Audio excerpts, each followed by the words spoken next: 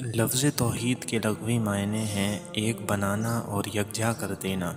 اس کی اصل وحدت ہے اور اسی سے نکلے ایک اور لفظ اتحاد سے آپ بخوبی واقف ہیں۔ اصطلاح کے طور پر توحید اب لا الہ الا اللہ کے معنوں میں استعمال ہوتا ہے، یعنی اللہ کے سوا کسی کو ہرگز الہ نہ ماننا۔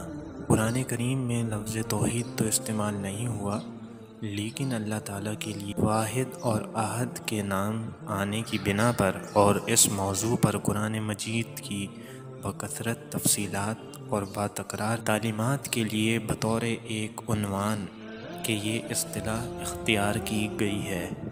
عربی زبان میں ایک اور لفظ وحدانیہ بھی مستعمل ہے، لیکن زیادہ مشہور اصطلاح توحید ہی ہے۔ توحید کی اہمیت کا اندازہ اس بات سے لگایا جا سکتا ہے کہ پورے قرآن میں اسم جلالت اللہ 2696 جگہ آیا ہے اور لفظ الہ 125 جگہ اور آلہہ الہ کی جمع 36 جگہ آیا ہے۔ لا الہ الا اللہ کا کلمہ قرآن مجید میں 12 جگہ جبکہ لا الہ الا ہو کی بات قرآن کریم میں 30 دفعہ دہرائی گئی ہے۔ اس سے اندازہ کیجئے کہ قرآن کریم میں اس موضوع پر کس قدر تفصیل اور وضاحت سے بات کی گئی ہے۔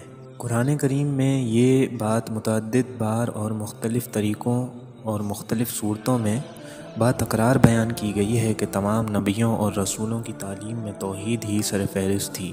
کسی بھی بگڑی ہوئی امت کی اصلاح کا پیغمبرانہ طریقہ یہی رہا ہے کہ سب سے پہلے عقیدہ توحید کو درست اور مضبوط کیا جائے۔ خود ہمارے نبی حضرت محمد صلی اللہ علیہ وآلہ وسلم نے بھی اپنی دعوت کا آغاز اسی عقیدے سے کیا۔ قرآن مجید نے صرف یہی نہیں سمجھایا کہ توحید کتنی اہم اور ضروری ہے، بلکہ یہ بھی وضاحت سے سمجھایا ہے کہ توحید کسے کہتے ہیں۔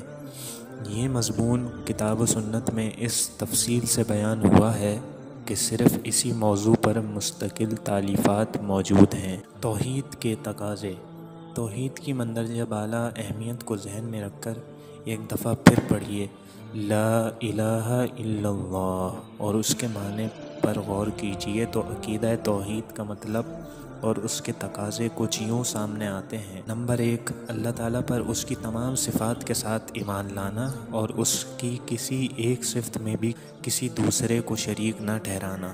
نمبر 3، اللہ تعالیٰ کے سوا کسی اور کو صحت و مرض، زندگی و موت اور عزت و ذلت کے معاملے بلکہ کسی بھی معاملے میں نفع و نقصان کا مالک اور حاجت روا نہ سمجھنا اور ہمیشہ دست دعا صرف اللہ تعالیٰ ہی کے آگے پھیلانا۔